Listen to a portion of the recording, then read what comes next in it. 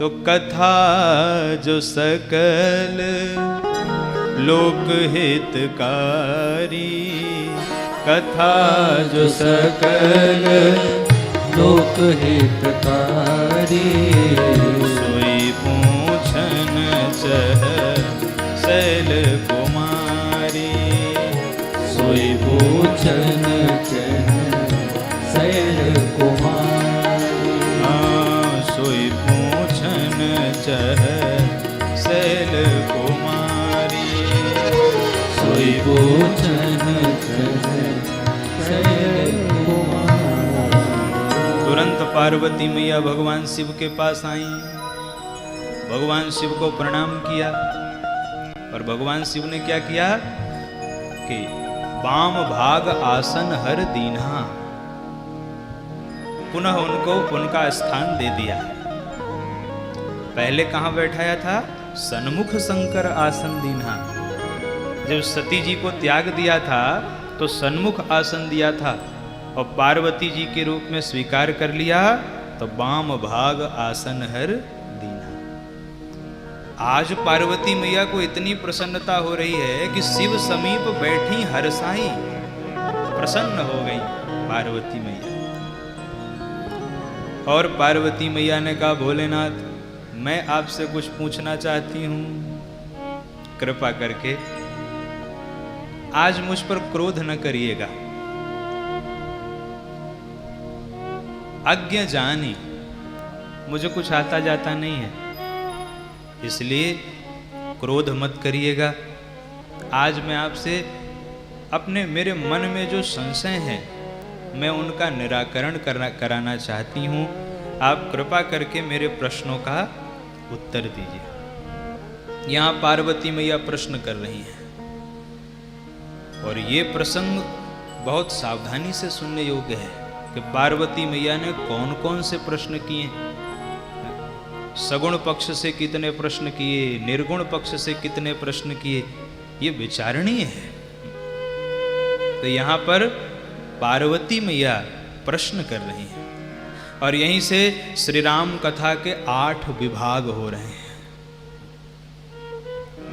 पूर्व कथा में हम लोगों ने जो भाव दिया था उससे एक विलग भाव। श्री राम कथा के सगुण पक्ष के 8 विभाग यहां पर हुए हैं।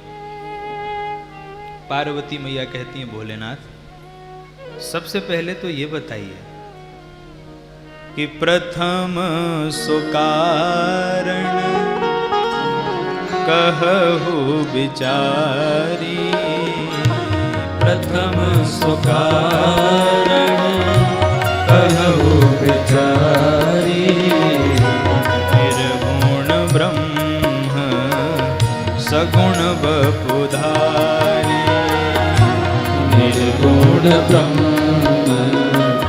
सगुण बपुधारी, पुनि प्रभु कहु राम अवतारा, पुनि प्रभु कहु राम अवतारा, बाल चरित पुनि कहु दारा, बाल चरित पुनि कहु दारा, कहु जथा जानकी विवाही, कहु तथा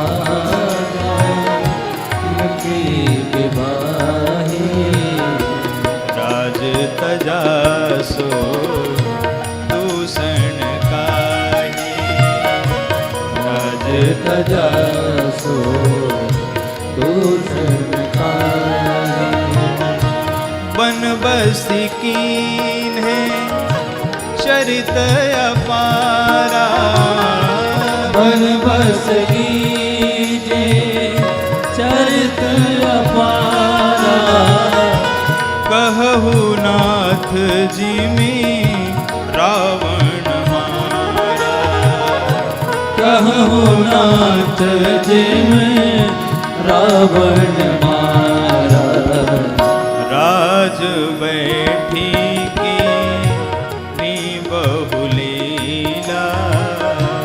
राज बैठे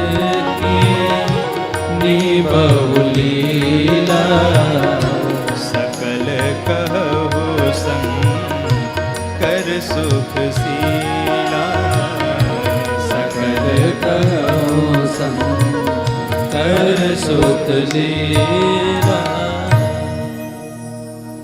ये है श्री राम कथा का 8 विभाग। प्रथम सो कारण कहु विचारी, निर्गुण ब्रह्म सगुण बपुधारी। हे भोलेनाथ, सबसे पहले तो ये बताइए कि जो निर्गुण निराकार निर्विशेष जो परम तत्व है, उसे सगुण साकार रूप धारण करने की आवश्यकता ही क्यों पड़ती है? जो कर्तुम अकर्तुम अन्यथा कर्तुम समर्थ है, जो संकल्प से ही सृष्टि बनाता है, संकल्प से स्थिति पालन संहार कर देता है, वो अवतार क्यों लेता है? कारण क्या है? फिर दूसरा कि भगवान राम जो निर्गुण निराकार निर्विशेष तत्व हैं, उनका अवतार कैसे हुआ, क्यों हुआ? दशरथ नंदन बनकर के ही वो क्यों अवतरित हुए? और फिर जब उनका अवतार हुआ तो उनके जो उदार बाल चरित्र हैं, एक एक शब्द की व्याख्या हो सकती है। तो बाल चरित्र को उदार क्यों कहा, ये कल के प्रसंग में हम लोग समझेंगे। बाल चरित पुनि कहु उदारा, भगवान के उदार बाल चरित्र हैं। ये कितनी उदारता बाल लीला में भी है? बच्चा कभी हार स्वीकार नहीं करता अपनी। छोटा बालक हो 5 साल का 6 साल का, तो किसी से हारना उसे पसंद नहीं है। लेकिन भगवान का बालपने से ही स्वभाव है क्या? भरत जी कहते हैं हार्यों खेल जितावे ही मोही। भगवान छोटे थे तब भी इतना उदार बाल चरित्र था कि भगवान अपने भाइयों से हार जाते थे। ये उदारता है। तो पार्वती मैया को संशय कहाँ है? वो ऐसे ऐसे विशेषण जो लगाए, आप स्वयं विचार के देखिए कि जो ऐसे ऐसे विशेषण लगा के प्रश्न करे कि बालचरित पुनि कहु उदारा, उसे संशय हो सकता है? वो तो प्रेमी है राम कथा का है? अच्छा, बाल चरित्र के बाद फिर बाल लीला के बाद विवाह लीला। हे भोलेनाथ, कहु जथा जानकी विवाही। अब ये विवाही शब्द पर जरा ध्यान दीजिए। कोई रिश्ता लेके तो जनक जी आए नहीं थे। भगवान श्री राम ने अपने बाहुबल के प्रताप से शिव धनुष का भंजन करके किशोरी जी से विवाह किया। इसीलिए कहु जथा जानकी विवाही।